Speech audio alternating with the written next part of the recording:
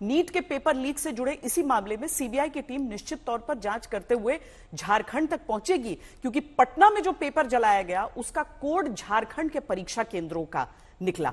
पटना में leak paper पर code Hazaribagh के ओएसिस स्कूल का होने का जब दावा सामने आया तो आज तक की टीम उसी स्कूल तक पहुंची जिसका कोड लीक हुए पेपर पर होने का दावा ईओयू की टीम ने किया।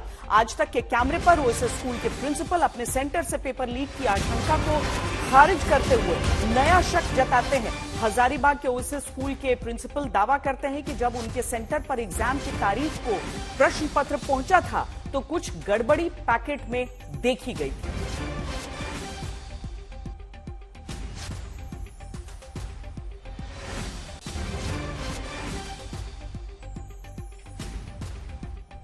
जब टीम वहां से इकोनॉमिक्स ऑफेंस यूनिट की आई तो उन्होंने सब कुछ जांचा। हमने 100% कोऑपरेट किया, सब कुछ जांचा और जांचने के उपरांत उन्होंने देखा कि एक जो क्वेश्चन बुकलेट जो 7वें लेयर में होता है, ये टोटल 7 लेयर्स में होता है। सबसे ऊपर गत्ते का कवर होता है, फिर आयरन ट्रंक होता है, उसमें 2 तरह के ताले होते हैं, एक डिजिटल लॉक जो स्वयं खुलता है, ऑटोमेटिक खुलता है, और एक ताला होता है जिसे कट करना पड़ता है, बगल में उसका एक छोटा सा आरी दिया होता है। उन दोनों को खोलने के तत्पश्चात एक बड़ा पैकेट होता है, उस पैकेट को खोला जाता है और ये सारा प्रोसेस जब खोला जाता है तो उस समय सीएस मौजूद होते हैं, ऑब्जर्वर जो एनटीए नियुक्त करता है वो मौजूद होते हैं, 2 बच्चे कैंडिडेट्स जो एस्पिरेंट्स होते हैं वो मौजूद होते हैं, एस्पिरेंट्स भी मौजूद होते हैं, ये कोरम होता है, और 2 इन्विजिलेटर्स मौजूद होते हैं। इन सबके सत्यापन के बाद ही खुलता है। जब हमारे यहाँ सेंटर में ये सारा खुला तो ये किसी तरह सारा एसओपी फॉलो किया, किसी तरह की कोई भी वहाँ पे कमी पाई नहीं गई। अच्छा। और ये पूरे प्रोसेस को एनटीए ऑनलाइन देख रहा होता है, जो सीसीटीवी का एक्सेस उनके पास होता है। अगर किसी तरह की कोई गड़बड़ी उस दिन होती, कोई गलती होती, एनटीए उसी समय टोकता। अगर किसी तरह की कोई गड़बड़ी होती, ऑब्जर्वर वहां पे ऑब्जेक्ट करते जो कि बाहर के एक पर्सन होते हैं। अगर किसी तरह की कोई गड़बड़ी होती, इन्विजिलेटर्स जो सबसे ज्यादा जिनकी जिम्मेदारी होती वो वहां पे टोकते। अगर किसी तरह की कोई गड़बड़ी होती तो जो बच्चे खुद जो नीट के एस्पिरेंट्स थे वो वहां पे टोकते।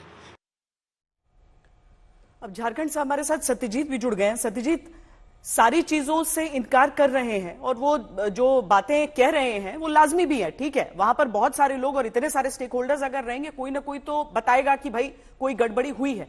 तो फिर कहां से गड़बड़ी हो सकती है, कैसे मिलान हो रहा है, ये कैमरे पर नहीं लेकिन ऑफ द रिकॉर्ड भी कोई समझा पा रहा है?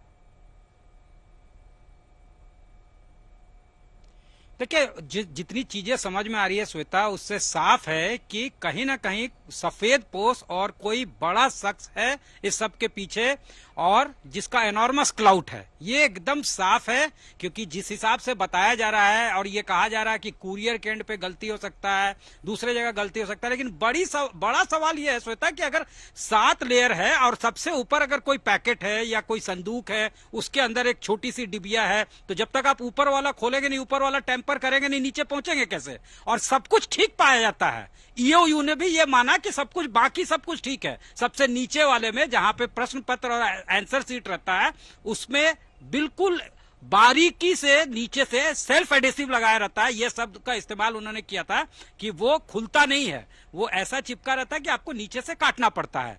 तो जहां से ज्वाइंट होता है वहां पे काटा गया पूरा कारीगरी के साथ और उसको फिर ओरिजिनल शेप दे दिया गया।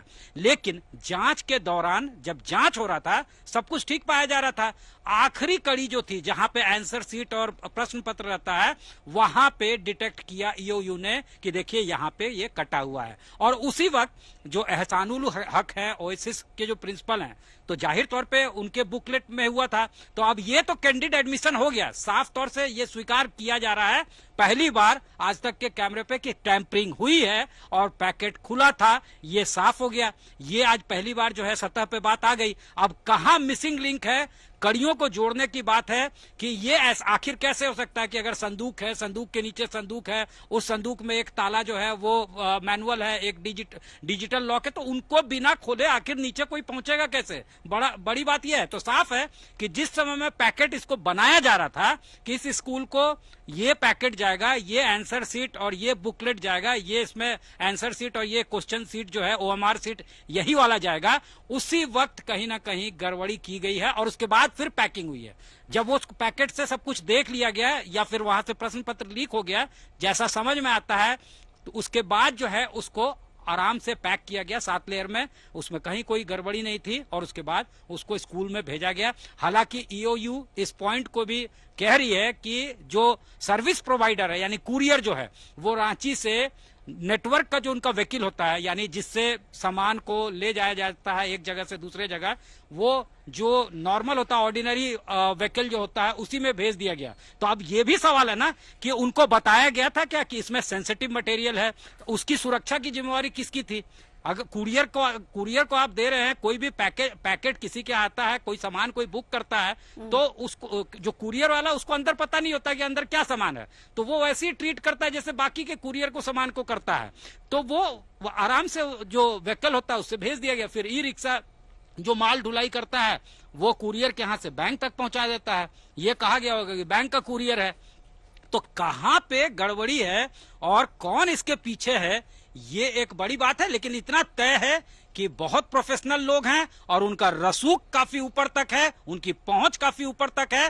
बिना जो है कन्नाइवेंस के ये नहीं हो सकता है, बिना जो है मिली भगत के नहीं हो सकता है, और इनॉर्मस क्लाउड होगा। यानी कहीं ना कहीं जो पावर होता है, जो सत्ता होता है, उसका कोई करीबी है या फिर जो यहाँ पे डिसीजन मेकर होंगे या जो निर्णायक भूमिका में है, वाकई जो बहुत बड़े स्तर पर जब तक साठगांठ न हो शशि, तब तक इस तरह की चीज नहीं हो सकती है। मतलब फिल्मों में देखते हैं आपकी ऐसी चोरी हो जाएगी, पता ही न चले, सामान गायब हो जाए, लेकिन आसपास कुछ कोई छुए ना बाकी चीजों को। तो ये बहुत संदेहास्पद इस वजह से, और इसीलिए शुरुआत से कहा जा रहा है कि हो सकता है कोई बहुत बड़ा व्यक्ति इसमें इन्वॉल्व हो, और सीबीआई के सामने चुनौती यही रहेगी शशि। अभी बिल्कुल चुनौती रहेगी, और जहां तक रसूख या बड़े नेटवर्क की बात है उसको तो ईओयू भी मान रही है श्वेता। और देखिए, जब जांच आगे बढ़ रही थी तो ईओयू ने एक जो कल तो उनका ऑफिशियल बयान आया, लेकिन हमसे जो ईओयू के अधिकारियों की लगातार बातचीत हो रही थी उनकी तरफ से कहा जा रहा था, जो ऑफ रिकॉर्ड बातें होती हैं उसमें कहा गया था कि हजारीबाग एक ऐसी जगह है जहां से कहीं न कहीं एक बड़ा कनेक्शन है संजीव मुखिया गिरोह का, और संजीव मुखिया इस पूरे गिरोह का सबसे बड़ा मास्टरमाइंड है, इसमें अब कोई संदेह नहीं है, किंगपिन वही है। तो उन परिस्थितियों में देखिए, संजीव मुखिया का बेटा डॉक्टर शिव, थोड़ा ये बताना जरूरी है श्वेता, इसलिए मैं इसकी चर्चा कर रहा हूं। बिहार में 15 मार्च को बीपीएससी की तरफ से शिक्षक भर्ती परीक्षा टीआरई 3 का आयोजन किया गया था। वहां भी पेपर लीक हुआ, और उस वक्त भी हजारीबाग और उसके इर्द गिर्द के इलाके से ही 268 लोगों को हिरासत में लिया था झारखंड पुलिस ने। और बाद में जब पेपर लीक हुआ तो इसके तार जो है संजीव मुखिया के बेटे डॉक्टर शिव से जुड़ा। डॉक्टर शिव जो है वो अप्रैल के महीने में आकर के उज्जैन से अरेस्ट हुआ। तो ये सारी चीजें कनेक्टिव, उस समय भी हजारीबाग के चेन सामने आया था। तो ये केवल ये संयोग नहीं हो सकता है कि हजारीबाग के ओएसएस स्कूल का बुकलेट नंबर मिला, जो कनेक्शन है। चूंकि बेटा जो है वो पहले से बीपीएससी टीचर भर्ती परीक्षा पेपर लीक मामले में जेल में है डॉक्टर शिव। संजीव मुखिया फिलहाल फरार है, लेकिन उसका पूरा नेटवर्क, उसका गिरोह एस्टेब्लिश हो चुका है इस पेपर लीक से। तो उन परिस्थितियों में जरूर कोई न कोई कमजोर कड़ी उसने झारखंड में हजारीबाग में रखी है, और उसी हजारीबाग का नाम एक बार फिर से सामने आया है। जो चीजें की जा रही हैं, उस दिमाग का इस्तेमाल न जाने कितनी बेहतरीन चीजों के लिए किया जा सकता है। लेकिन फिलहाल जिस तरह से ये पूरा मामला खुल रहा है, इसमें कई चीजें स्पष्ट हो रही हैं, जो सत्यजीत और शशि सामने भी रख रहे हैं। बहुत धन्यवाद आप दोनों का।